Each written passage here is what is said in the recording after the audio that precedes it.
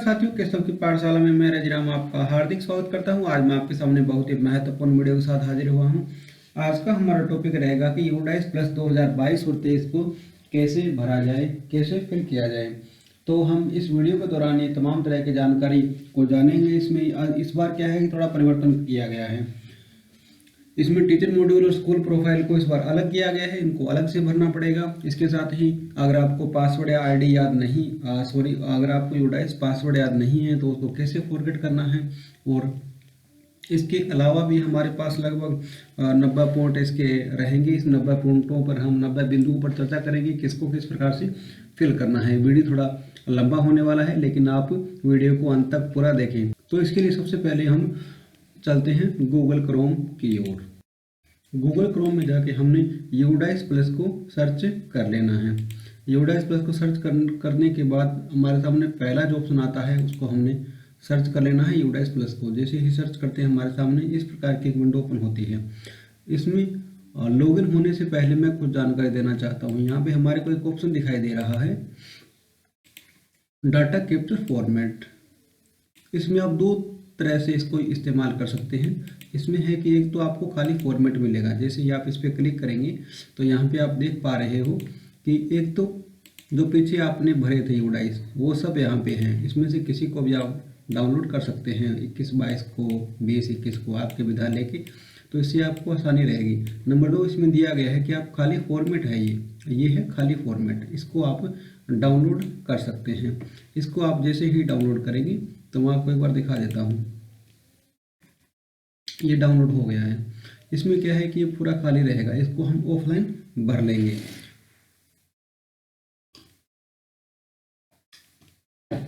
इसको ऑफलाइन भर के और फिर हम ऑनलाइन कर सकते हैं। ये देख रहे हो आप, ये पूरा खाली आएगा।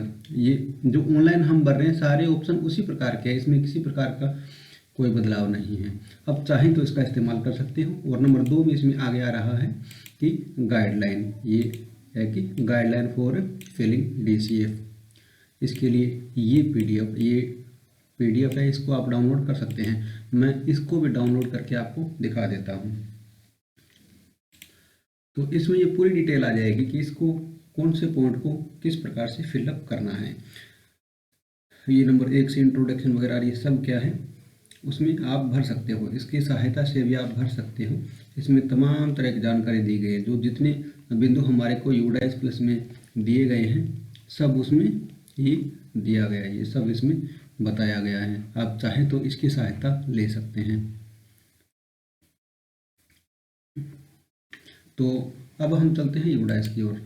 तो फिर इसके बाद क्या है, हम आते हैं इधर लॉगिन की ओर। ये मैं पहले डिलीट कर देता हूँ।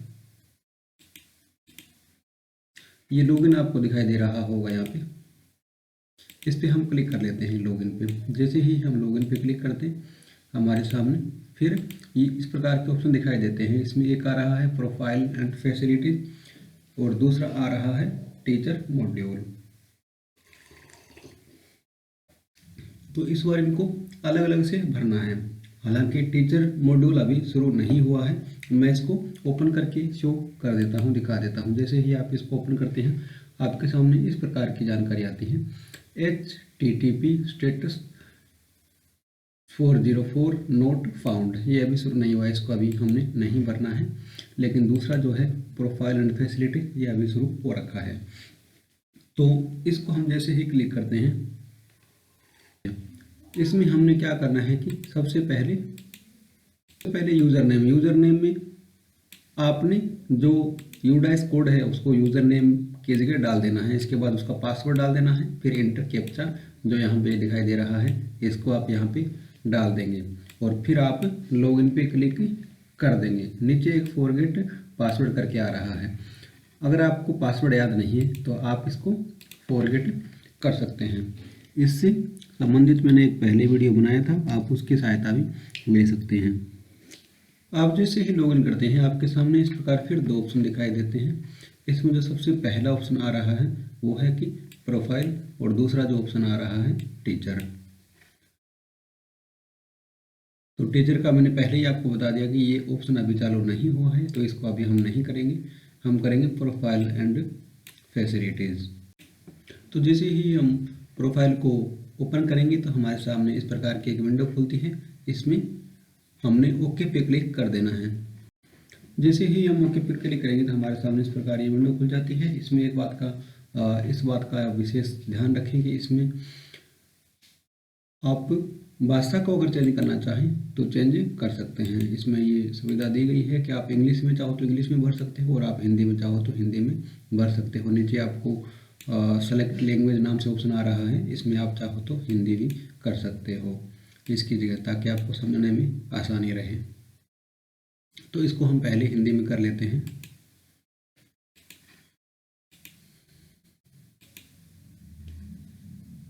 हिंदी में करने के बाद हमारे सामने ये पूरा हिंदी में आ जाता है। इसमें जब सबसे पहले आ रहा है स्थान का विवरण 1.1, हम इसी से शुरुआत करते हैं। इस पर क्लिक करते हैं। इसको जैसे ही हम ओपन करते हैं तो इसमें आप देख पा रहे हो कि स्कूल की बेसिक डिटेल है वो पूरी आ जाती है। सबसे पहले स्कूल का नाम है, फिर डिस्ट्रिक्ट है, फिर यूडाइस ब्लॉक कौन सा है आपका, फिर ये रूरल ओब्लिक ग्रामीण कौन सा है। इसके बाद ब्लॉक है, इसके बाद फिर विलेज का नाम आ रहा है, फिर ग्राम पंचायत का नाम आ रहा है और नीचे फिर दिया हुआ है कि urban located bodies as per LGD। उसके बाद फिर स्कूल का पता, फिर पिन कोड, उसके बाद में फिर CRC का नाम, उसके बाद विधानसभा क्षेत्र है, उसके बाद आपका भौगोलिक स्थिति लेटीट्यूड और लॉन्गिट्यूड आ रहा जाते हैं। तो फिर स्कूल संपर्क विवरण आ रहा है, ये मोबाइल नंबर, आपके ईमेल आईडी, फिर प्रधानाचार्य या प्रभारी का नाम यहाँ पे और उनकी ईमेल आईडी और मोबाइल नंबर दिए हुए हैं। इसके बाद आपका स्कूल की निम्नतम और उच्चतम कक्षाएं, उसके बाद ये पूरी आपकी वैसी डिटेल आ रही है। स्कूल का जो प्रकार है वो स्कूल का प्रबंधन समूह है और उसके बाद स्कूल का प्रबंधन कोड और उसके बाद आपका ये माध्यमिक भागों संबंधित स्कूली संबंध बोर्ड मान्यता प्राप्त। तो इस प्रकार ये बेसिक डिटेल आपको यहाँ पे एक बार चेक कर लेना है और उसके बाद आपने यहाँ पे आ रहा है नेक्स्ट या अगला, इस पे आपने क्लिक कर देना है। जैसे ही आप यहाँ पे क्लिक करते हैं तो आपके सामने इस प्रकार की एक विंडो ओपन हो जाती है। इसमें आपने सबसे पहले है वो प्रतिवादी का विवरण, जो फॉर्म ये भर रहा है, जो आपका शाला दर्पण प्रभारी है उनका यहाँ पे प्रकार है, सेलेक्ट करना है। प्रतिवादी का प्रकार क्या है, वो स्कूल का हेडमास्टर है या इंचार्ज में है या टीचर है या स्कूल का एडमिनिस्ट्रेशन स्टाफ है, ऑफिस है ब्लॉक का, या आपके इंचार्ज में है या इंचार्ज फ्रॉम दूसरे स्कूल के इंचार्ज में है। तो इस प्रकार इसमें से आपने किसी एक का चुनाव कर लेना है। आगे आ रहा है प्रतिवादी का नाम, यहाँ पे आपने इनका नाम लिख देना है। यहाँ पे नाम लिखने के बाद यहाँ पे फिर है मोबाइल नंबर, वो आपने लिख देना है। आगे इसमें आ रहा है स्कूल को मान्यता मिलने का वर्ष, एक तो स्कूल स्थापना कब हुई, उसके बाद स्कूल कब मान्यता इसको मिली, इसमें प्राथमिक की मान्यता कब मिली और आगे में है उच्च प्राथमिक की मान्यता कब मिली। नीचे है कि स्कूल को उन्नयन बनाने का वर्ष, प्राथमिक से उच्च प्राथमिक कब हुआ। आगे है कि यहाँ आगे है कि क्या यह विशेष आवश्यकता वाले बच्चों CWSN के लिए विशेष स्कूल है, अगर है तो आप यहाँ पे हाँ कर देंगे। जैसे ही आप हाँ करेंगे तो यहाँ नीचे आ रहा है उल्लेख करें, तो इसमें आप जैसे ही क्लिक करेंगे तो इसमें सभी प्रकार के बच्चों के आ जाएंगे कि वो सुनने संबंधी है या देखने संबंधी है या कोई और इनकी समस्या है या सभी प्रकार की समस्या है या अदर है। तो इसमें जो भी आपको आपके स्कूल में बच्चे हैं उसके अनुसार आपका सिलेक्शन आप इसमें से कर लेंगे। आगे आ रहा है नहीं, अगर आपके बच्चे CWSN में SN में नहीं आते हैं तो आप इसमें नहीं का चुनाव कर लेंगे। आगे है कि क्या यह पाली शिफ्ट वाला स्कूल है, अर्थात 2 शिफ्ट में चलता है। कई के जो बड़े जैसे जहाँ ज़्यादा बच्चे होते हैं वो 2 शिफ्ट में चलता है। अगर ऐसा है तो आप हाँ कर देंगे, अगर नहीं है तो नहीं कर देंगे। आगे है कि क्या स्कूल समय के बाद स्कूल में कोई कौशल प्रशिक्षण केंद्र चलता है, तो इसमें वो ये अगर चलता है तो हाँ कर दें, नहीं है तो नहीं कर दें। क्या यह आवासीय स्कूल है, यहाँ ज़्यादातर क्या है कि आवासीय स्कूल नहीं है, तो आप इसमें नॉन रेजिडेंस कर देंगे। अगर कोई आवासीय स्कूल है तो वो यहाँ पे पार्शली या कंप्लीटली रेजिडेंस कर सकता है। तो इसमें अगर हम रेजिडेंस करते हैं तो उसमें आगे फिर आपके ऑप्शन अलग अलग आ रहे हैं, आप उनके अनुसार आप इसका चुनाव कर लेंगे। और जब आप नॉन रेजिडेंस करेंगे तो ये सारे कॉलम अपने आप बंद हो जाएंगे। तो ये आपको अगर आवासीय है तो पूरी आपको सुविधा ये इसमें आपको बताना पड़ेगा प्राथमिक में कितने बच्चे हैं, लड़कियों की संख्या कितनी है, लड़कों की संख्या कितनी है। आगे आ रहा है कि क्या अधिकांश छात्रों को प्राथमिक स्तर पर उनकी मातृभाषा में पढ़ाया जाता है, तो इसमें आप हाँ करेंगे ज़्यादातर बच्चों को मातृभाषा में ही पढ़ाया जाता है। आगे इसमें आ रहा है कि स्कूल में पढ़ाने का जो माध्यम है किसी विशेष माध्यम से पढ़ाए जाने वाले छात्रों की संख्या के अनुसार घटते क्रम में, तो यहाँ आप लिख देंगे जो आपकी 3 भाषाएं रहती है 1 से 8 तक और 1 से 12 तक आपकी 3 भाषाएं लगभग रहती है, तो आप इसमें से इसका चुनाव कर लेंगे। हिंदी, संस्कृत, उर्दू अगर है तो आप उर्दू कर लेंगे, नहीं तो इंग्लिश कर लेंगे। हिंदी इंग्लिश तो आपकी रहती है, हिंदी और इंग्लिश तो 1 से 12 तक आएगी। और इसके अलावा संस्कृत है, वो कई स्कूलों में पंजाबी है तो आप संस्कृत का चुनाव नहीं करें, अगर संस्कृत है तो संस्कृत का चुनाव कर लें, और उर्दू है तो उर्दू का चुनाव कर लें। फिर आगे हम दूसरे तरफ जाते हैं, तो यहाँ पे है चुन लीजिए, उनका यहाँ पे विवरण दे देना है।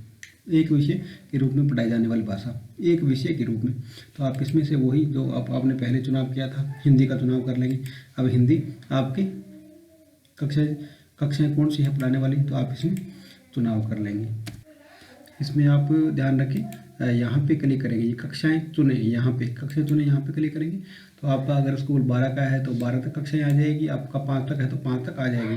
अब हिंदी आपको कहाँ कहाँ तक पढ़ाई जाती है, तो हिंदी तो सभी में होती है, पहले से लेकर 8वीं तक। आप इसमें सभी में क्लिक कर देंगे और आगे ठीक है इस पर क्लिक कर देंगे। इसके बाद नेक्स्ट आ रहा है 3 भाषाएं आपने वहाँ चुनी थी, वो तीनों का विवरण यहाँ पे आपने दे देना है। जैसे संस्कृत है तो संस्कृत का चुनाव कर लेंगे फॉर एग्जांपल के तौर पे। फिर कक्षाएं चुनाव चुने पे क्लिक करेंगे। संस्कृत हालांकि 6 से शुरू होती है तो हम 6, 7 और 8 का चुनाव कर लेंगे ऐसे। और फिर इनके आगे है कि भाषा ग्रहण करने वाले छात्रों और छात्रों की संख्या, लड़के हैं, लड़कियाँ हैं और ट्रांसजेंडर अगर कोई है, थर्ड पर्सन, तो आप यहाँ पे लिख देंगे। तो इसी प्रकार तीसरी भाषा है आप इंग्लिश है, इंग्लिश का चुनाव कर सकते हैं। और आगे कक्षा करके उनकी लड़कियों की संख्या, इसमें 6 से 8 तक कितने आपके लड़के हैं, कितने लड़कियां विद्यालय में अध्ययनरत है, उनकी संख्या यहाँ पे जो भी है लिख देंगे। आगे है कि क्या स्कूल उच्च प्राथमिक स्तर पर कोई पूर्व व्यावसायिक प्री वोकेशनल पाठ्यक्रम प्रदान करता है, अगर करता है तो हालांकि इस तरह के कोर्स ज़्यादातर नहीं चलते हैं, लेकिन फिर भी आपके अगर विद्यालय में चलता हो तो आप हाँ पे क्लिक कर देंगे, नहीं तो आप नहीं पे क्लिक करेंगे। आगे है कि नज़दीकी सरकारी और सहायता प्राप्त स्कूल की दूरी, इस बात का आप ध्यान रखें आपके विद्यालय से दूसरे विद्यालयों की दूरी कितनी है। पहले प्राथमिक स्कूल की, फिर आगे उच्च प्राथमिक आपके विद्यालय से कितना दूर है, फिर माध्यमिक विद्यालय है वो आपसे कितना दूर है। लेकिन इस बात का ध्यान रखें जितना है वो पूरा लिखें, ये नहीं कि 2 किलोमीटर है, 4 किलोमीटर है, 6 किलोमीटर है। अगर वो 2.5 है या 2.2 है, अगर 3.6 है, जो पॉइंटों में भी हमने यहाँ पे लिख देना है, इस बात का ध्यान रखें। कुछ भी लिख सकते हो, 3.1, 3.2 जितना आपके है वो आप इसमें लिख देंगे। और 12वीं का स्कूल आपसे कितना दूरी पर है। आगे है कि क्या विद्यालय तक सभी मौसम में पहुंचने योग्य सड़क है, अगर है तो हाँ लिखेंगे, अगर नहीं है तो नहीं लिखेंगे। कुछ दूर दराज क्षेत्रों में सड़कें नहीं है तो वहाँ पे नहीं भी इसमें टिक करना।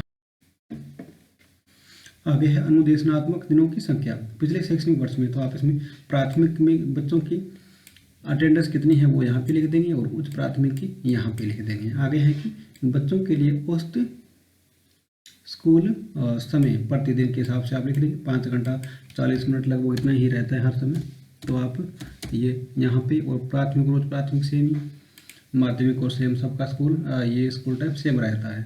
आगे है कि अध्यापकों के लिए औसत कार्य समय कितना है, तो अध्यापकों का भी सेम ही रहता है, 5 घंटे 40 मिनट का लगभग अपने रहता है, तो वो यहाँ पे आप लिख देंगे 5 घंटे 40 मिनट। आगे है इसमें कि क्या स्कूल में सतत और व्यापक मूल्यांकन CCE लागू किया हुआ है, तो ये किया हुआ है, 1 से 5 तक रहता है तो आप इसमें हाँ कर देंगे, 6 से 8 तक नहीं रहता है तो आप इसमें ना कर देंगे। आगे है कि यदि CCE के द्वारा किसी भी ग्रेड में लागू किया जा रहा है तो क्या छात्रों का संचय क्यूमुलेटिव रिकॉर्ड रखा जा रहा है, रिकॉर्ड तो हम रखते ही हैं, तो इसमें हाँ पे क्लिक कर देंगे। और आगे है कि हाँ क्या छात्रों की संचय रिकॉर्ड को उनके माता पिता के साथ साझा किया जाता है, अर्थात उनके माता पिता को बताया जा रहा है, तो हम पेटीएम के द्वारा जो छात्र ये शिक्षक अभिभावक मीटिंग होती है उसमें हम बता देते हैं। तो इसमें हाँ पे क्लिक कर देना है कि आगे है कि मूल्यांकन आइटम किसके द्वारा तैयार किए जाते हैं, तो मूल्यांकन आइटम है वो स्कूल के द्वारा ही तैयार किए जाते हैं। आगे इसमें है कि शैक्षणिक सत्र कब से शुरू होता है, माह बताएं। शैक्षणिक सत्र है वो जुलाई माह से शुरू होता है। आप इसमें क्लिक करेंगे तो आप यहाँ पे ये सारे 1 से 12 महीने आ जाएंगे। आप इसमें जुलाई का चुनाव कर लेंगे। फिर अगर इसको जमा करना है या सेव करना है तो सेव कर लेंगे, और नहीं तो आप आगे अगला पे क्लिक कर देंगे। आगे इसमें आ रहा है कि MOI तथा अन्य विवरण, निर्देश का माध्यम भाषा, RTI CC आदि के संबंध में ये कुछ प्रश्न है। इसमें है कि क्या आंगनबाड़ी केंद्र स्कूल परिसर के अंदर है। कुछ विद्यालयों में आंगनबाड़ी केंद्र स्कूल के अंदर ही चलता है, तो आप इसमें हाँ पे क्लिक करेंगे, और कुछ विद्यालयों में स्कूल के बाहर आंगनबाड़ी केंद्र स्थित है, तो आप इसमें ना करेंगे।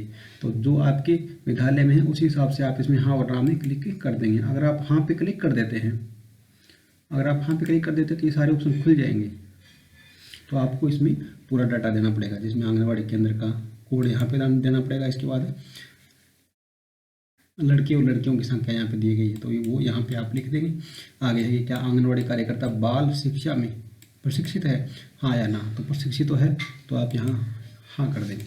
आगे है कि क्या आंगनबाड़ी में पर्याप्त शैक्षिक खिलौने, कठपुतलियाँ, खेल, बोर्ड गेम आदि है या नहीं। तो आप बच्चों के लिए सरकार खूब यहाँ पे गेम वगैरह, गेम के लिए ये खेल या बोर्ड जो भी है वो सब उपलब्ध करवाती है, तो आप इसमें हाँ पे क्लिक कर देंगे। इस बात का आप ध्यान रखिए। आगे इसमें एक ऑप्शन दिया गया है कि क्या बालिका सह स्थित कोलोकेटेड आंगनबाड़ी स्कूल में प्रारंभ की जा रही है। क्या आपके बाल वाटिका भी आपके विद्यालय के अंदर है, अगर है तो हाँ कर देंगे, और नहीं है तो आप ना कर देंगे। आगे है कि क्या कोई स्कूल के बाहर वाले बच्चे आउट ऑफ स्कूल चिल्ड्रन में नामांकित है, तो विशेष प्रशिक्षण में भाग ले रहे हैं।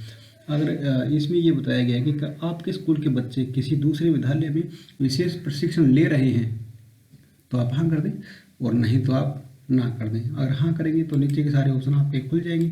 फिर आप इसमें कितने प्रशिक्षण ले रहे हैं, कितने नामांकित हैं, वो सारा विवरण यहाँ पे आपको देना पड़ेगा। नंबर में रेमेडियल टीचिंग में ले रहे विद्यार्थियों की संख्या, तो जो उपचारात्मक शिक्षा ले रहे हैं उनकी संख्या आप यहाँ लिख देंगे। आगे है कि शिक्षा में वृद्धि सुधार के लिए कक्षाओं में भाग लेने वाले लर्निंग एनचांसमेंट उनकी संख्या आप यहाँ लिख देंगे। आगे दिया गया है कि गत शैक्षणिक वर्ष 20 और 21 की बात कर रहे हैं कि स्कूल में दौरों का ब्यौरा कितने हैं वो आप लिख देंगे। शैक्षणिक निरीक्षणों की संख्या, ये यहाँ पे आप कुल संख्या लिख देंगे, 20, 30, 2 जो भी आपके हैं वो आप इसमें यहाँ पे ऐड कर देंगे। आगे इसमें है कि CRC और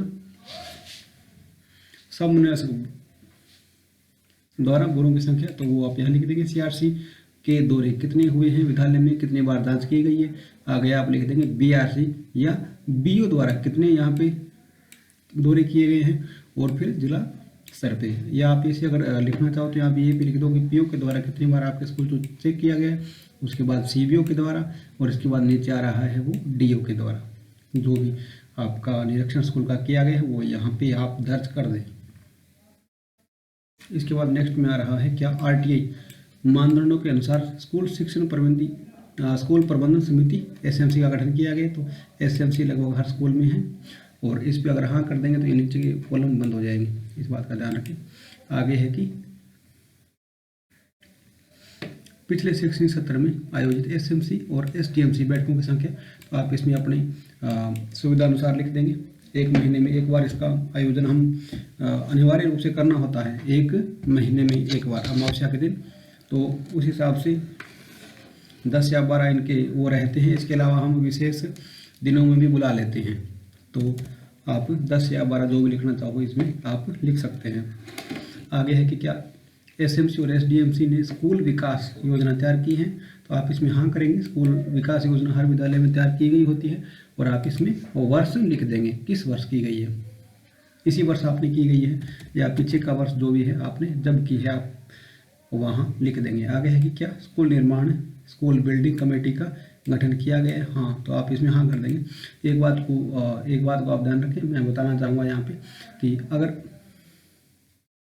एक बात का ध्यान रखें, मैं यहाँ पे बताना चाहूँगा कि अगर आपके स्कूल में SMC प्रबंधन स्कूल प्रबंधन समिति या एसएमसी आपके विद्यालय में है तो बाकी सारी समितियां आपके विद्यालय में, हाँ ये हो गई आपके विद्यालय में। आगे वो दिया गया है कि अकादमिक समिति भी है। आगे दिया गया है कि अपने अभिभावक अध्यापक संस्था प्रदान पीटी का गठन किया गया, हाँ किया गया है। अगर आपके विद्यालय में एसएमसी है तो ये सारी समितियां आपके विद्यालय में होनी अनिवार्य है। आगे है कि पिछले वर्ष 2021-22 के दौरान आयोजित पीटी बैठकों की संख्या, तो आप इसमें अपनी सुविधा अनुसार जो भी लिख सकते हैं। जब आपके द्वारा अभिभावक और शिक्षक बैठक की गई है उसमें आप जितनी भी संख्या लिखना चाहें वो आप लिख दें। जितनी बार आपने आयोजित करवाई है इसका रजिस्टर भी विद्यालय में संधारित रहता है। आगे है कि वित्तीय प्रबंधन प्रणाली PFMS के तहत पंजीकृत है तो इसमें हाँ कर देंगे। इसमें मैं एक आपको बताना चाहूँगा, अभी इसमें क्या है कि जो जीरो बैलेंस पे हमारे खाते अभी सरकार द्वारा खुलवाए गए हैं, जीरो बैलेंस पे ZBA, तो जीरो बैलेंस वाले जो खाते हैं वो ही ये PMS भी है। जो खाते ये खुल गए तो हम ये विद्यालय है वो ऑटोमेटिक क्या है PFMS के अंतर्गत आ जाता है, तो आप इसमें हाँ करेंगे। आगे है कि क्या स्कूल में बहु कक्षा कक्ष है, तो वो आप विद्यालय के अनुसार अपने लिख देंगे। अगर है तो आप हाँ कर देंगे, अगर नहीं है तो नहीं करेंगे। तो अगर आप इसमें हाँ कर दें हैं तो आगे के ऑप्शन खुल जाते हैं। इसका मतलब ये है कि एक रूम के अंदर 2 या 3 जितनी भी क्लासें चलाई जा रही है उसका मतलब है।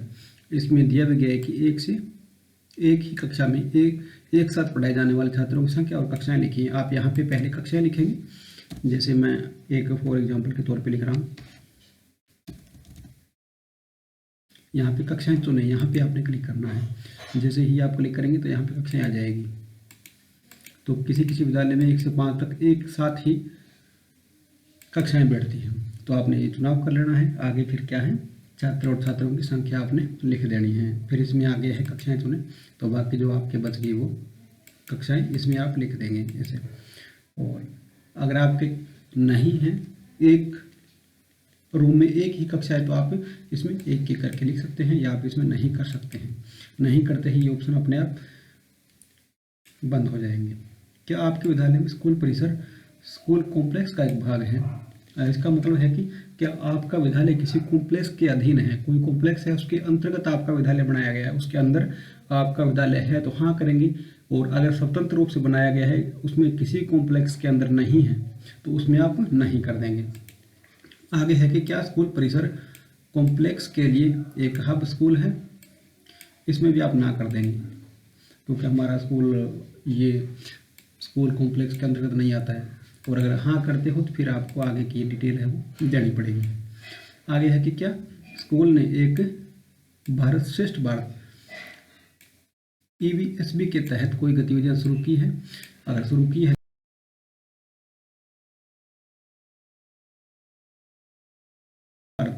EBSB के तहत कोई गतिविधि शुरू की है तो आप हाँ कर देना है, नहीं तो आपने नहीं कर देना है। फिर हम चलते हैं आगे वाले। इसमें दिया गया है नंबर 1, इसमें दिया गया है कि क्या निःशुल्क पाठ्य पुस्तकों का एक पूरा सेट प्राप्त हुआ है? तो पुस्तकें लगभग मिल चुकी हैं तो आप इसमें हाँ कर देंगे। प्राथमिक में और उच्च प्राथमिक में आगे आपका माध्यमिक या उच्च माध्यमिक है तो यहाँ पे आपने कर देना है। इसके बाद है कि वर्तमान शैक्षणिक सत्र 21-22 के लिए पाठ्य पुस्तक कब प्राप्त हुई है? तो आप साधारणतः जुलाई में सेशन शुरू होता है तो आप जुलाई इसमें भर देंगे।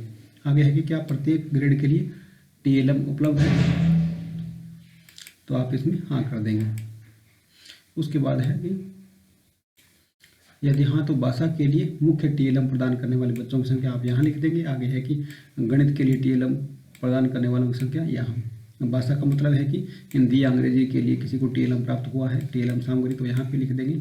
आगे है कि विद्यालय में सप्लीमेंट्री सामग्री प्राप्त हुई है तो आप हाँ कर देंगे और नहीं हुए तो ना कर देंगे। आगे है कि श्रेणीबद्ध अनुपूरक सामग्री उपलब्ध कराने वाले बच्चों की संख्या, तो आप यहाँ अगर यस करते हैं तो यहाँ के कॉलम खुल जाएंगे। और आपके विद्यालय में सप्लीमेंट्री सामग्री उपलब्ध नहीं हुई है तो आप नहीं पे क्लिक करेंगे तो ये ऑटोमेटिक बंद हो जाएंगे। आगे है कि स्कूल के पुस्तकालय में पुस्तकों की संख्या, तो ये आपने रजिस्टर भी मेंटेन कर रखा होगा और आपको पता भी होगा जितनी विद्यालय में आपके पुस्तकों की संख्या है वो आप लिख देंगे, अलग अलग लिख देंगे। ये PS है उसमें आगे UPS है, जितना भी आपके विद्यालय में हो। आगे इसमें है कि उस कक्षा के बच्चों द्वारा पुस्तकालय की पुस्तकों को उधार लेने या पढ़ने की संख्या कुल अंक रजिस्टर को देखते हुए। अगर किसी बच्चे ने उधार लेके दूसरे उसकी पुस्तकों को पढ़ा है तो आप इसमें दर्ज कर दें। आगे है कि दिए गए कैलेंडर वर्ष में अपने बच्चों द्वारा प्राप्त किए जाने वाले सीखने वाले परिणामों के बारे में स्कूल द्वारा उस ग्रेड के शिक्षकों के माध्यम से माता पिता की संचार की संख्या, इस बात का आप ध्यान रखें, जितने भी हो आप इसमें दर्ज कर दें। अर्थात है कि क्या माता पिता स्वयं सक्रिय रूप में कार्यात्मक साक्षरता और संख्यात्मक FNL प्राप्त करने के लिए स्कूल का समर्थन करने में शामिल है, तो माता पिता हमेशा शामिल रहते हैं उसमें, हाँ कर देंगे। आगे है कि क्या स्कूल में सहकर्मी सीखने की शुरुआत की है, तो इसमें आप यस कर देंगे। आगे है कि क्या प्रत्येक विद्यालय के लिए खेल सामग्री, खेल और खेल उपकरण उपलब्ध है, तो ये उपलब्ध रहते हैं, इसमें आप हाँ कर देंगे। और क्या विद्यालय में विद्यार्थियों को निःशुल्क गणवेश प्रदान किया गया है, तो इसमें आप ना कर देंगे। आगे इसमें दिया गया है कि शिक्षण अधिगम वर्तमान शैक्षणिक सत्र 2022-23 में सामग्री आदि पर मुख्य प्रदर्शन संकेतक KPI, इसमें है कि कुल सर्जित सीखने के आधार पर मूल्यांकन मदों की संख्या, तो आप इसमें लिख देंगे। आगे है कि गत शैक्षणिक वर्ष 2020-21 में बनाए गए मापदंड संदर्भित मदों की संख्या, विद्यालय द्वारा कितने मापदंड उनके बनाए गए हैं वो आप इसमें अलग अलग करके लिख देंगे। आगे है कि क्या विद्यालय के स्कूल में शिक्षकों द्वारा शिक्षण और सीखने के लिए शिक्षण सहायक सामग्री उपकरण बनाए हैं, हाँ यदि बनाए हैं, और नहीं अगर नहीं बनाए हैं तो कक्षा वाइज ये दिया गया आपके, कक्षा 1 में बनाए हैं तो हाँ कर देंगे, 2 में बनाए हैं तो हाँ कर देंगे, ऐसे लगभग इसमें आप हाँ पे क्लिक कर देंगे। आगे दिया गया है कि क्या विद्यालय सक्रिय रूप से शैक्षणिक गतिविधियों जैसे परियोजना समूह, कार्य पोर्टफोलियो, आभासी प्रयोगशालाएं, कक्षा प्रदर्शन, प्रश्नोत्तरी, विवाद, रचनात्मक लेखन आदि करता है, तो हाँ करेंगे, और नहीं करता तो ना करेंगे। तो लगभग इसमें आपने हाँ कर देना है, सब में हाँ पे क्लिक कर देना है। आगे फिर वही सीखने के परिणामों में पहचान किए गए हार्ड सपोर्ट की कुल संख्या, तो जितना आपका नामांकन है वो आप इसमें लिख देंगे। पहले कक्षा में कितना है, दूसरे में कितना है, तीसरे में कितना है। आगे है कि साइबर सुरक्षा पर उन्मुखीकरण प्राप्त करने वाले, साइबर सुरक्षा से संबंधित कितने बच्चों ने आपने कितने बच्चों को यहाँ पे सिखाया है, तो वो आपने कक्षा के हिसाब से आप लिख देंगे। आगे वो है कि मनोसामाजिक पहलुओं पर प्रशिक्षण प्राप्त करने वाले छात्रों की संख्या, तो आप इसमें जो विद्यालय की नामांकन है वो यहाँ पे कक्षा वाइज लिख देंगे। फिर आगे है अगला, आप इसमें हाँ और ना पे जवाब देना है। क्या स्कूल आपदा प्रबंधन योजना SDMP विकसित की गई है, अगर की गई है तो हाँ, नहीं तो नहीं, हालांकि ये नहीं है लगभग, तो इसमें आप नो कर देंगे। आगे है कि संरचनात्मक सुरक्षा अंकेक्षण की गई है, आप इसमें नहीं कर देंगे। आगे है कि गैर संरचनात्मक सुरक्षा अंकेक्षण नहीं है, इसमें भी आप नहीं कर देंगे। आगे है कि CCTV आपके है तो हाँ कर देंगे, अगर नहीं है तो नहीं। फिर अग्निशामक यंत्र अगर लगा है तो हाँ कर देंगे, ये लगभग स्कूलों में लगा रहता है, तो आप इसमें हाँ कर देंगे। आगे फिर वो स्कूल सुरक्षा हेतु नोडल शिक्षक है, तो आप इसमें आपके विद्यालय में अगर है तो हाँ कर देंगे, नहीं तो नहीं कर देंगे। आगे है कि छात्र और शिक्षक स्कूल सुरक्षा और आपदा के लिए तैयारी के लिए नियमित प्रशिक्षण लेते हैं, तो आप इसमें हाँ कर देंगे। आगे है कि पाठ्यक्रम के रूप में पढ़ाया जा रहा है आपदा प्रबंधन को, तो आप इसमें हाँ कर देंगे। आगे है कि क्या स्कूल में लड़कियों के लिए आत्मरक्षा प्रशिक्षण के लिए अनुदान मिला है, तो आप इसमें ना कर देंगे। अगर मिला है तो हाँ करना है, और नहीं तो ना करना है। आगे है कि प्रशिक्षण प्रदान करने वाले छात्रों की संख्या का उल्लेख करें, प्रशिक्षित छात्रों की वास्तविक संख्या प्रदान करें। तो इसमें अगर आपने ये आत्मरक्षा प्रशिक्षण प्राप्त किया है तो आप इसमें संख्या लिख देंगे, कितने बच्चों ने आत्मरक्षा प्रशिक्षण प्राप्त किया है। फिर आगे है कि क्या स्कूल ने प्रदर्शन बोर्ड पर सुरक्षा दिशा निर्देश प्रदर्शित किए हैं, प्रदर्शन बोर्ड पे अगर कर रखा है आपने तो हाँ कर देना है, नहीं तो नहीं कर देना है। क्या सभी शिक्षकों ने प्रथम स्तर के परामर्शदाता के रूप में कार्य करने के लिए अनुदान प्राप्त किया है, केवल सरकारी स्कूलों के लिए। आगे इसमें है कि क्या सभी शिक्षकों ने प्रथम स्तर के परामर्शदाता के रूप में कार्य करने के लिए अनुदान प्राप्त किया है, तो हाँ कर देंगे, नहीं तो नहीं कर देना है। आगे इसमें है कि हाँ है, तो प्री स्कूल की गतिविधियाँ। इसमें आप फिर हाँ और ना में उत्तर। मार्गदर्शन और परामर्श, फिर आगे है कि ये यहाँ पे ऑप्शन नहीं आ रहा है, इसमें शायद नहीं कर रखा होगा, तो आप देख लेना अपने हिसाब से। अगर आपके यहाँ किया है तो आप इसमें भी आगे हाँ और ना में उत्तर दे देंगे। माता पिता का संवेदीकरण है, छात्रों और समुदाय के लिए जागरूकता पैदा करना, विद्यार्थियों का प्रतिक्रिया लेने का प्रावधान, स्कूलों में सुझाव पट्टिका, ये तमाम तरह की जानकारी हम इसमें फिलअप कर देंगे। आगे है कि सभी हितधारकों एसएमसी, माता पिता, वरिष्ठ छात्र छात्राएं शामिल करके बाल सुरक्षा सुनिश्चित करने के लिए स्कूलों की सुरक्षा और सुरक्षा अंकेक्षण ऑडिट की आवृत्ति, इसमें आपने चयन कर लेना है। कोई भी नहीं 2 बार 3 बार, तो इसमें आपने 2 बार कर देना है। आगे है कि शिक्षकों की संख्या जिनके पास आधार है अथवा जिनकी विशिष्ट आईडी किसी इलेक्ट्रॉनिक डाटाबेस में संचित है, तो शिक्षकों के पास लगभग आधार है, तो आप इसमें हाँ कर देंगे। आगे है कि क्या स्कूल का मूल्यांकन पूरा कर लिया है। आगे इसमें दिया गया कि क्या स्कूल का मूल्यांकन पूरा कर लिया गया, तो आप इसमें संख्या भर देंगे। अगर पूरा कर लिया है तो क्या आगे नेक्स्ट है कि क्या स्कूल ने मूल्यांकन के आधार पर सुधार की सूचनाएं या इम्प्रूवमेंट प्लान बनाया है, तो आप इसमें संख्या भर देंगे। हालांकि इसमें से हाँ और नहीं में आना चाहिए, लेकिन इन्होंने यहाँ पे संख्या के रूप में दे दिया गया है। क्या स्कूल सार्वजनिक वित्तीय प्रबंधन प्रणाली PFMS के तहत स्वीकृत है, तो ये मैंने पहले आपको बता दिया कि जो जीरो बैलेंस हमारे ZBA से खाते खुलवाए गए हैं, वो उसके आधार पे सभी स्कूल है वो PMSB के तहत स्वीकृत हो गए हैं। आगे है कि क्या स्कूल ने फिट इंडिया स्कूल के रूप में प्रमाणित किया गया, तो इसमें आप हाँ कर देंगे। हर साल ये करना पड़ता है। क्या स्कूल सहकर्मी समय शिक्षक मूल्यांकन के आधार पर प्रत्येक विद्यार्थी के लिए समग्र रिपोर्ट कार्ड प्रदान करता है, तो आप इसमें यस कर देंगे। आगे है कि क्या आपका स्कूल एक आदर्श स्कूल है, अगर आदर्श है तो आप हाँ करेंगे, अगर नहीं है तो आप नहीं पे क्लिक कर देंगे। आगे है क्या स्कूल प्रत्येक विद्यार्थी को सहकर्मी सभी मूल्यांकन के आधार पर समग्र रिपोर्ट प्रदान करता है, तो आप इसमें यस कर देंगे। क्या आपका स्कूल अनुकरणीय है, तो आप इसमें यस कर देंगे। आगे है कि क्या स्कूल में इलेक्ट्रॉनिक रूप से छात्रों की उपस्थिति दर्ज की व्यवस्था है, तो आप इसमें भी यस कर देंगे। आजकल ऑनलाइन अटेंडेंस हो रही है। और क्या स्कूल में शिक्षकों की उपस्थिति इलेक्ट्रॉनिक रूप में एकत्रित करने की कोई प्रणाली है, तो इसमें यस कर देंगे। आगे फिर वही युवा क्लब आपके है तो हाँ करेंगे, अगर नहीं है तो नहीं करेंगे। और पर्यावरण क्लब है तो हाँ कर देंगे, और नहीं है तो नहीं। क्या स्कूल में सभी शिक्षकों को शिक्षक पहचान पत्र जारी कर दिए गए हैं, तो इसमें हाँ कर देंगे। लगभग स्कूलों में शिक्षक पहचान पत्र जारी कर दिए गए हैं। आगे है कि राज्य ऐसे से स्व प्रमाणन प्राप्त कर लिया है, तो आप यस कर देंगे, और नहीं किया है तो आप नहीं कर देंगे। तो फिर नेक्स्ट आगे इसमें बताया गया है कि सरकारी और सरकारी सहायता प्राप्त स्कूलों के दौरान स्कूल में वे द्वारा प्राप्त अनुदान। आगे इसमें फर्स्ट में दिया गया कि संयुक्त स्कूल अनुदान, इसमें आप लिख देंगे जितने आपको ये SFG के तहत जितनी आपको राशि प्रदान की जाती है।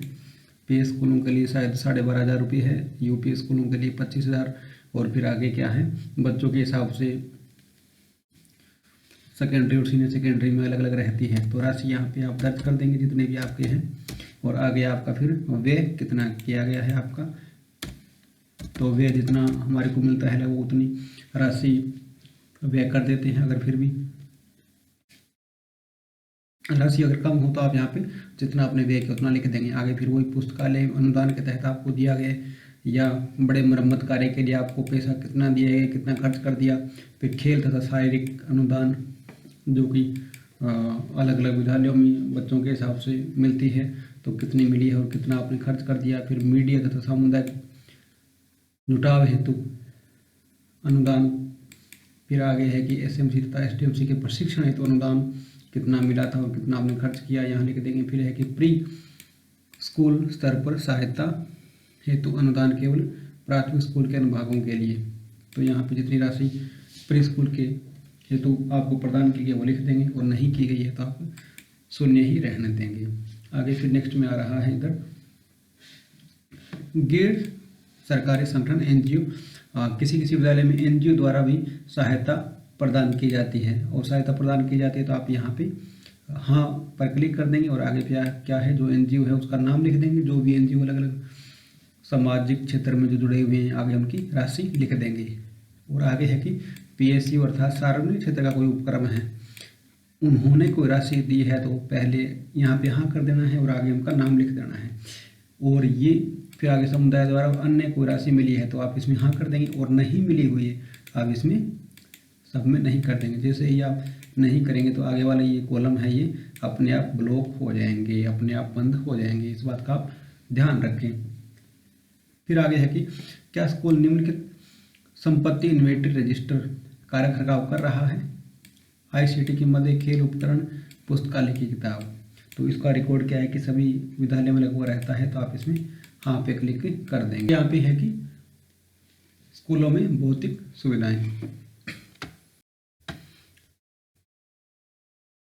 फिर आगे स्कूलों में भौतिक सुविधाएं, उपकरण, कंप्यूटर और डिजिटल पहल के रूप में। आगे है कि स्कूल भवन की स्थिति कैसी है, तो आप जैसे सिलेक्ट पे क्लिक करेंगे आपके सामने अलग अलग 6 ऑप्शन दिखाई देंगे। प्राइवेट है, किराए पे चलता है, सरकारी है, या स्कूल तो सरकारी है लेकिन बिल्डिंग है वो किराए की है, या बिल्डिंग ही नहीं है, या स्कूल है वो दूसरे डिपार्टमेंट की बिल्डिंग में चल रहा है। तो जैसा ही लगभग यहाँ पे गवर्नमेंट स्कूल है तो आप गवर्नमेंट कर देंगे, या अगर कोई किराए पे भी चल रहा है तो आप इसमें ये कर देंगे गवर्नमेंट स्कूल इन रेंट फ्री बिल्डिंग। ये भी आप कर सकते हैं जो आपको आपके विद्यालय के अनुसार। आगे है कि स्कूल में उपलब्ध सक्रिय बिल्डिंग ब्लॉक्स की संख्या। स्कूल में तो आप इसमें लिख देंगे जितनी भी आपकी विद्यालय में संख्या है। फिर आगे इसमें है कि पक्का ब्लॉक कितना है, फिर है कि आंशिक दीवार, आगे फिर कच्चा भवन भी है क्या, फिर तंबू भी अगर विद्यालय में है तो आप यहाँ पे तंबू का भी विवरण दे देंगे। फिर जीर्ण शीर्ण भवन जिसकी मरम्मत करने वाली हो वो यहाँ पे आप 1 या 2 जितना भी लिख देंगे। फिर आगे है कि निर्माणाधीन, कोई निर्माण चल रहा है तो कितने मकानों का चल रहा है तो वो यहाँ पे आप दर्ज कर देंगे। नीचे इसमें दिया भी गया है कि सक्रिय बिल्डिंग ब्लॉक्स, इसमें है कि बिल्डिंग ब्लॉक्स वर्तमान में दिशात्मक और प्रशासनिक उद्देश्य के लिए उपयोग किए जाते हैं। और जीर्ण शीर्ण क्या होता है? जीर्ण शीर्ण है कि आयु तथा उपेक्षा के परिणाम स्वरूप खराब स्थिति या क्षति की स्थिति में अधिकार द्वारा प्रमाणित होना चाहिए, इस बात का आप ध्यान रखें।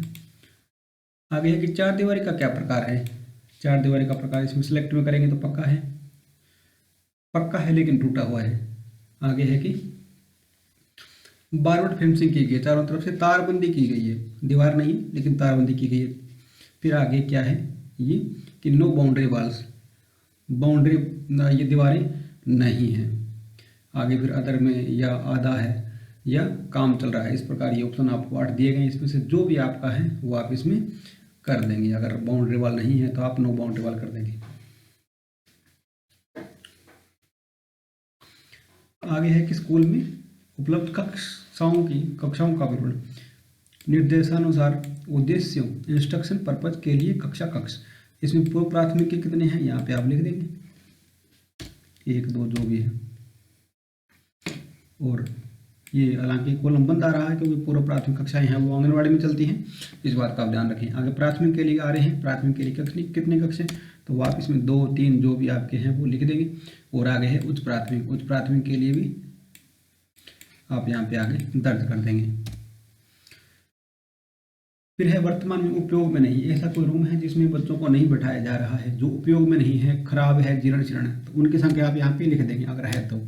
आगे है कि निर्माणाधीन कक्षों की संख्या, अगर कोई निर्माण कार्य चल रहा है तो कितने कमरों का चल रहा है, 2 का, 3 का, 4 का, वो आप यहाँ पे लिख देंगे। आगे जीर्ण शीर्ण वाला वही, अगर कोई टूटा फूटा है, लेकिन इसकी शर्त है कि अधिकारी द्वारा प्रमाणित होना चाहिए तभी वो जीर्ण शीर्ण माना जाएगा, नहीं तो नहीं माना जाएगा। उनकी संख्या आप यहाँ लिख देंगे। आगे है कि स्थिति के अनुसार पठन कक्षा का ब्यौरा, आप यहाँ पे ये वो हमने पूर्व में चर्चा कर लिया वो सेम ही है। पक्के की स्थिति अच्छी में कितने हैं उतने कर देंगे। फिर मामूली मरम्मत की आवश्यकता है तो आप इसमें लिख देंगे, और अधिक मरम्मत की आवश्यकता है तो वो जीर्ण शीर्ण में आ जाएगा, अधिक मरम्मत वाला, तो यहाँ पे लिख देंगे। फिर आंशिक रूप से पक्का कितना है, फिर आगे कच्चे अगर है तो यहाँ पे आप लिख देंगे। फिर तंबू अगर आपके विद्यालय में लगे हैं तो आप यहाँ पे तंबुओं की संख्या लिख देंगे। तंबू भी अच्छी स्थिति में है या उनको भी मरम्मत की आवश्यकता है या अधिक मरम्मत की आवश्यकता है। तो इस प्रकार ये पूरी जानकारी आप यहाँ पे फिलअप कर देंगे। आगे है स्कूल में उपलब्ध कक्षाओं को छोड़कर अन्य कमरों की कुल संख्या। इस बात का ध्यान रखें आप, कई विद्यालयों में क्या होता है कि स्कूल कक्षा के अलावा भी शिक्षकों के रहने के लिए या और अन्य पर्पज के लिए विद्यालय में हॉल या रूम बना दिए जाते हैं। और वो ऐसी कोई आपके विद्यालय में है तो आप यहाँ पे 1 या 2 जितने भी है आप संख्या लिख देंगे। फिर आगे है अगला, फिर जैसे ही नेक्स्ट पे क्लिक करेंगे तो यहाँ हमारे सामने ये शौचालय की सुविधा से संबंधित ये भरना है हमारे को। क्या स्कूल में शौचालय है? तो स्कूल में शौचालय है, सबके यहाँ पे क्लिक कर देंगे। आगे फिर इसमें अलग अलग आ जाएगा कि CWSN अनुकरण शौचालय को छोड़कर उपलब्ध शौचालय सीटों की संख्या। तो आप यहाँ पे लड़कों के लिए लिख देंगे और कार्यात्मक यहाँ पे लिख देंगे और लड़कियों के लिए यहाँ लिख देंगे। फिर कुल यहाँ लिख देंगे, इस बात का ध्यान रखें। फिर आगे वही CSWN अनुकूल शौचालय सीटों की संख्या, तो लड़कों को यहाँ लिख देंगे, लड़कियों को यहाँ लिख देंगे और कुल यहाँ लिख देंगे। फिर आगे है CSWN अनुकूल शौचालय सहित शौचालय सीटों की कुल संख्या, यहाँ पे आपका कुल आ जाएगा। और आगे है कि उपलब्ध मूत्रालयों की कुल संख्या, जो पेशाब वगैरह उनकी संख्या यहाँ पे लिख देंगे। ये लड़कों की, ये लड़कियों की और ये कुल आगे आ जाएगा।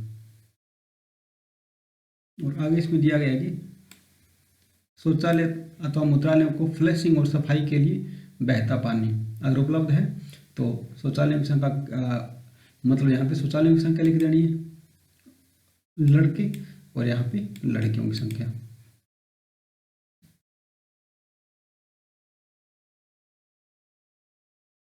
आगे है मूत्रालय, तो इसमें उनकी संख्या यहाँ लिख देनी है जिनमें पानी बहता है, जिनमें पानी बहता है।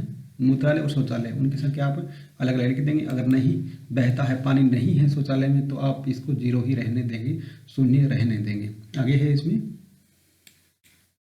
क्या शौचालय मूत्रालय ब्लॉक के पास साबुन से हाथ धोने की सुविधा है? तो लगभग साबुन हाथ धोने की सुविधा रहती है, तो आप इसमें हाँ कर देंगे। आगे है कि क्या लड़की के शौचालय में भस्मक इंसिनेटर उपलब्ध है? तो आजकल ये सरकार द्वारा उपलब्ध करवा दिया गया है, तो आप इसमें हाँ कर देंगे। बड़े स्कूलों में अगर नहीं है, सेकेंडरी और सीनियर सेकेंडरी स्कूलों में हालांकि ये भस्मक उपलब्ध करवा दिया गया है, जिसमें सैनिटरी पैड द्वारा डाल के उसको भस्म किया जाता है। और PS और UPS में ये शायद नहीं होगा, तो आप इसमें हाँ और ना अपने विद्यालय के अनुसार कर देंगे। आगे है कि क्या स्कूल परिसर में पीने के लिए पानी उपलब्ध है? तो आप इसमें हाँ कर देंगे। अब फिर पेयजल के स्रोत है, ये पूरे स्टेट के हिसाब से अलग अलग सुविधाएं अलग अलग स्कूलों में रहती है। अगर आपके स्कूल में हैंडपंप है तो आप यहाँ पे हाँ कर देंगे, और सुरक्षित कुआं है तो आप इसमें हाँ करेंगे, असुरक्षित कुआं है तो आप इसमें हाँ करेंगे, और नल का पानी है तो आप इसमें हाँ कर देंगे, और पैकेज और बोतल वाला पानी अगर आप पी रहे हैं तो आप इसमें हाँ कर देंगे। फिर आगे है क्या विद्यालय में जल शुद्धिकरण यंत्र वाटर प्यूरिफाई लगा हुआ है, RO है आपके विद्यालय में? तो आप इसमें हाँ कर देंगे, और नहीं है तो आप इसमें नहीं कर देंगे।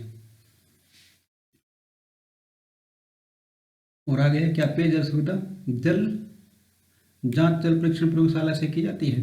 अगर की जाती है तो हाँ करेंगे, नहीं तो नहीं करेंगे। सामान्यतः यहाँ पे नहीं की जाती है विद्यालय में, और कुछ विद्यालयों में की भी जाती है, तो अपने विद्यालय की सुविधा के अनुसार से आप चयन कर लेंगे। क्या स्कूल में वर्षा जल संचयन की व्यवस्था है? तो आप इसमें सुविधा के अनुसार कर देंगे। आगे है कि भोजन से पहले और बाद में साबुन से हाथ धुलाने की सुविधा है? तो ये लगभग रहती है, तो आप इसमें हाँ कर देंगे। आगे है कि वॉश पोर्ट की संख्या कितनी है आपके विद्यालय में? अगर है तो आप इसमें 1 2 3 जितने भी आपके हैं उसमें भर देंगे। आगे है कि विद्यालय में बिजली कनेक्शन है?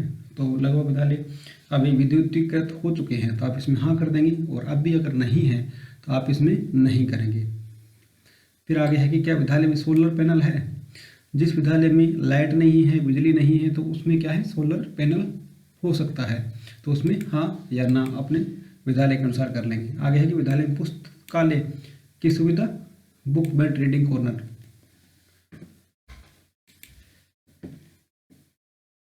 तो इसमें आप पुस्तकालय उपलब्ध है तो हाँ करेंगे, और बुक बैंक है तो हाँ करेंगे, पढ़ने का कोना है तो हाँ करेंगे। अलग अलग हिसाब से आप कर देंगे, जो भी आपके इसमें है तो आप उसी हिसाब से भरेंगे। क्या आपकी स्कूल में पूर्णकालीन पुस्तकालय अध्यक्ष है? अगर है तो हाँ कर देंगे, नहीं तो नहीं कर देंगे। क्या स्कूल में समाचार पत्र पत्रिकाओं की सदस्यता लेता है? तो इसमें हाँ और ना अपने विद्यालय के अनुसार कर लेंगे।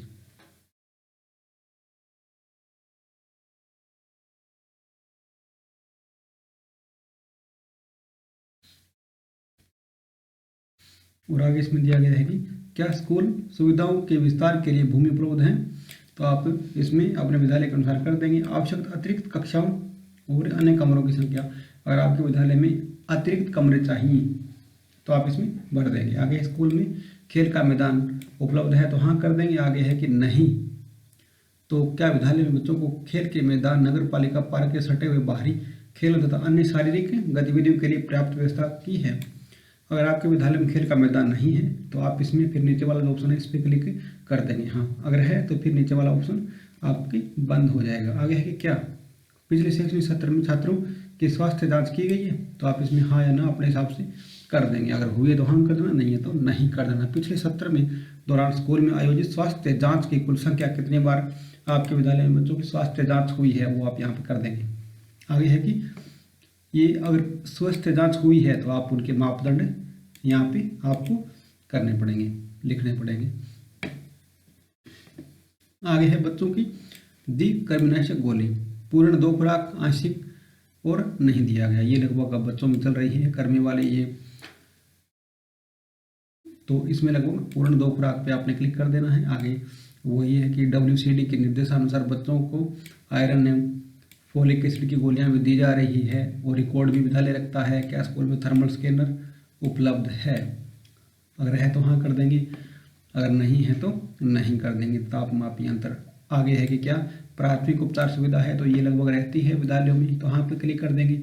और जीवन रक्षक या आवश्यक दवाइयाँ हैं तो ये भी लगभग विद्यालयों में रहती है, और नहीं है तो आप नहीं कर सकते हैं। आगे है कि विकलांग बच्चों के लिए स्कूल में पहुंचने के लिए रैंप मौजूद है विद्यालय में? तो ये लगभग विद्यालय में रहता है रैंप, तो आप हाँ पे क्लिक कर देंगे। आगे वही, यदि हाँ तो हाथ की रेलिंग हैंड उपलब्ध है। इसमें है कि अगर पहुंचने के लिए रैंप है तो उसके आसपास में आपकी रेलिंग भी उपलब्ध हो गई। तो अगर इसमें हाँ करते हो तो ये भी आगे हाँ हो जाएगा, और नहीं है तो आप नहीं कर सकते हो। क्या विद्यालय में विशेष शिक्षक हैं? तो इसमें है कि समर्पित क्लस्टर स्तर के और कोई नहीं। विशेष शिक्षक है कि जो कुछ विशेष विद्यार्थी होते हैं CSWM, उनके लिए कोई आपके विद्यालय में उनको पढ़ाने के लिए CSWN के बच्चों को पढ़ाने के लिए आपके विद्यालय में क्या कोई शिक्षक है? तो आप इसके अनुसार आप 3 ऑप्शन आ रहे हैं, आप कर देंगे। अगर नहीं है तो लास्ट वाला ऑप्शन है कोई नहीं, आप इस पर क्लिक कर देंगे। क्या स्कूल में सब्जी का बाग है? अगर है तो हाँ करेंगे, नहीं तो नहीं करेंगे। क्या स्कूल में रसोई का शेड उपलब्ध है? तो अपनी सुविधा के अनुसार इसमें आप कर सकते हैं। क्या स्कूल में अपशिष्ट वेस्ट एकत्रित करने हेतु कूड़ेदान है? कूड़ेदान तो है कोई प्रत्येक कक्षा कक्ष के लिए हाँ, आगे शौचालय के लिए भी हाँ, सभी के लिए, और रसोई में भी हाँ, सभी जगह अपशिष्ट पदार्थ हेतु कूड़ेदान की व्यवस्था की गई है। क्या स्कूल में विद्यालयों के लिए विद्यार्थियों के लिए फर्नीचर है? अगर है तो आप हाँ कर देंगे, लेकिन कुछ है और कुछ नहीं है तो आप इसमें आंशिक रूप से कर देंगे। कुछ बच्चों के पास है फर्नीचर और सभी के लिए उपलब्ध नहीं है तो आप 2 नंबर कर देंगे, और नहीं है तो आप 3 नंबर में कर देंगे। इस बात का आप ध्यान रखें। या नीचे दिया भी गया कि यदि हाँ के लिए सभी और 2 आंशिक, तो विद्यार्थियों की संख्या जिनके लिए पर्याप्त फर्नीचर की व्यवस्था है तो आप इसमें हाँ कर देंगे। जितने भी संख्या है वो यहाँ पे लिख देंगे। आगे नेक्स्ट पे क्लिक करते हैं। ये है कि भाग के स्कूलों की भौतिक सुविधाएं उपकरण क्या है? स्कूल में प्रमुख और प्रधान शिक्षक प्रधानाचार्य के लिए अलग कक्ष है? तो ऑफिस लगभग हर विद्यालय में रहता है तो आप हाँ पे क्लिक कर देंगे, और पुस्तकालय के लिए अलग कक्ष है तो आप हाँ कर देंगे, और नहीं है तो आप इसमें नहीं कर देंगे। फिर नीचे ये दिया गया क्या विद्यालय में प्रयोगशालाएं हैं? तो प्रयोगशालाएं हैं तो आप इसमें केवल उच्च माध्यमिक वर्गों के लिए। अगर है तो आप इसमें पूरा ये प्रयोगशालाओं का विवरण भर देंगे, और नहीं है तो आप इसमें खाली छोड़ देंगे। फिर आगे है क्या विद्यालय में निम्नलिखित उपकरण हैं आपके विद्यालय में?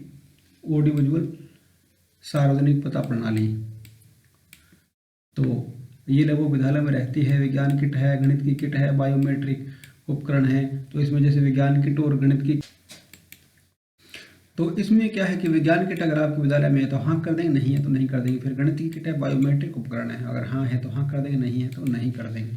क्लिक करेंगे तो इनकी आपने संख्या लिख देनी है। डेस्कटॉप और पीसी है तो आपने इसकी संख्या लिख देनी है। आगे फिर वो लैपटॉप है तो, टैबलेट है तो, इंटीग्रेटेड टीचिंग लर्निंग डिवाइडेड वाले पीसी हैं जो आपके उपकरण हैं। प्रिंटर है, स्कैनर है, सर्वर है, web camera, smart TV, digital board, smart board, पढ़ाए जाने के लिए इस्तेमाल किया जाना मोबाइल फ़ोन है, पढ़ाए जाने के लिए इस्तेमाल किया जाने वाला रेडियो है, जनरेटर है, इन्वर्टर है, पावर बैंक, जो भी आपके विद्यालय में जितने भी हैं वो आप यहाँ पे लिख देंगे। आगे है कि क्या विद्यालय में इंटरनेट की सुविधा है? विद्यालय में इंटरनेट की सुविधा तो हाँ कर देंगे, अगर नहीं है किसी विद्यालय में तो आप नहीं कर देंगे। अगर हाँ पे क्लिक करेंगे तो नीचे फिर आपके ऑप्शन आ रहा है स्कूल में इंटरनेट सुविधा का प्रकार कौन सा है। इसमें है कि ब्रॉडबैंड है, लीज लाइन है, या यूएसबी मॉडर्न है जी। और आगे इसमें है कि टेलीफोन लाइन है विद मॉडर्न, या मोबाइल फोन इंटरनेट है, या एनी अदर टाइप कनेक्शन है, किस प्रकार का कनेक्शन है वो आप इसमें भर देंगे। और आगे है क्या इंटरनेट सुविधा तक पहुंच का उपयोग शैक्षणिक उद्देश्यों के लिए किया जाता है, तो आप इसमें हाँ कर देंगे। हम इसमें शैक्षणिक उद्देश्यों के लिए ही इसको इस्तेमाल करते हैं। आगे वो छात्रों के लिए कंप्यूटर लैब है तो हाँ करेंगे, नहीं है तो नहीं करेंगे। स्कूल में ई सामग्री डिजिटल सामग्री संसाधनों तक पहुंच। फिर CWSN के लिए सहायक तकनीकी सामग्री, हाँ और नहीं में उत्तर देना है। फिर DTH और टीवी चैनलों तक पहुंच, आगे हाँ और नाम उत्तर देना है। फिर स्कूल में डिजिटल लाइब्रेरी है क्या? अगर आपके विद्यालय में है तो हाँ करेंगे, और नहीं है तो ना करेंगे। फिर आगे है क्या शिक्षण के लिए ICT आधारित उपकरणों का उपयोग किया जा रहा है? अगर कर रहे हैं तो हाँ करेंगे, नहीं तो नहीं करेंगे। केवल सरकारी और सरकारी सहायता प्राप्त स्कूलों के लिए क्या स्कूल में ICT लैब है आपकी तो हाँ कर देंगे, नहीं है तो नहीं करेंगे। और अगर हाँ करते हैं तो नीचे वाले ऑप्शन खुल जाएंगे, आप इसमें जानकारी भर देंगे। तो ये इस तरह से आपका यूडाइस पूर्णतः भरा जा सकेगा। फिर है डेस्कटॉप पर वापस जाए। अब डेस्कटॉप पे वापस आते हैं तो यहाँ पे जो सुधार की आवश्यकता ये आपके नहीं आएगा। मैंने खाली आपको इसमें जानकारी दी है, आप इसके अनुसार आप भर सकते हैं। जैसे भर लेंगे तो ये पूर्णतः आपका सुधार की आवश्यकता नहीं आएगा, इसमें पूरा भरा हुआ आएगा। एक और मैं यहाँ पे एक जानकारी शेयर करना चाहूँगा। इसमें है कि अगर आपको किसी भी तरह की कोई समस्या आती है तो आप इसमें ये ऑप्शन आ रहा है ब्लॉक MIS और दूसरा डिस्ट्रिक्ट MIS। तो आप जैसे ही इनको ओपन करते हैं तो इसमें क्या है आपके ब्लॉक MIS और डिस्ट्रिक्ट MIS के नंबर आ जाएंगे। आप इनकी सहायता ले सकते हैं। कई बार किसी तकनीकी समस्या के कारण ये चलते नहीं हैं या हमारे को जानकारी पूरी नहीं मिल पाती है तो कुछ ऑप्शन हम नहीं कर पाते हैं, तो आप इन दोनों की सहायता ले सकते हैं। जैसे ही आप इनको ओपन करेंगे तो आपके सामने इनके नंबर, तो आप इन पे कॉन्टैक्ट कर सकते हैं। एक ऊपर ऑप्शन यहाँ पे आ रहा है मेरी प्रोफाइल। इसको अगर हमने चेंज करना है, पहले हम इसको खोल के देख लेते हैं कि इसमें सब कुछ सही है या कुछ चेंज करने वाला है। तो इसको हम जैसे ही देखते हैं तो इसमें क्या है ये डाटा आ रहा है। इसमें यूजर ID आ रही है, फिर नेम है, डेजिग्नेशन है, रीजन है, फिर रोल है, ईमेल ID है और मोबाइल नंबर है। ये तमाम तरह की चीज़ें हमारे को आ रही है। और इसमें अगर किसी तरह का चेंज करवाना है, कई बार होता है कि संस्था प्रधान चेंज हो जाता है, दूसरा संस्था प्रधान आ जाता है, तो हम उसकी ईमेल ID और उसका नाम उसमें अपडेट करना चाहते हैं। तो नीचे ये लिखा भी गया है कि contact your admin for any updation. तो आप इसको अपडेशन करने के लिए भी वो आपको ब्लॉक MIS के नंबर नीचे उपलब्ध करवाए गए थे, आप उनके द्वारा भी ये काम कर सकते हैं, इसमें चेंज कर सकते हैं। तो ये यूडाइस से संबंधित एक जानकारी थी जो मेरे द्वारा दी गई, और काफ़ी हद तक मैंने प्रयास किया आपके यूडाइस से संबंधित समस्याओं को हल करने के लिए। कहता हूँ कि आपको वीडियो पसंद आया होगा। अगर वीडियो पसंद आए तो लाइक और शेयर करना न भूलें। जय हिंद, जय भारत।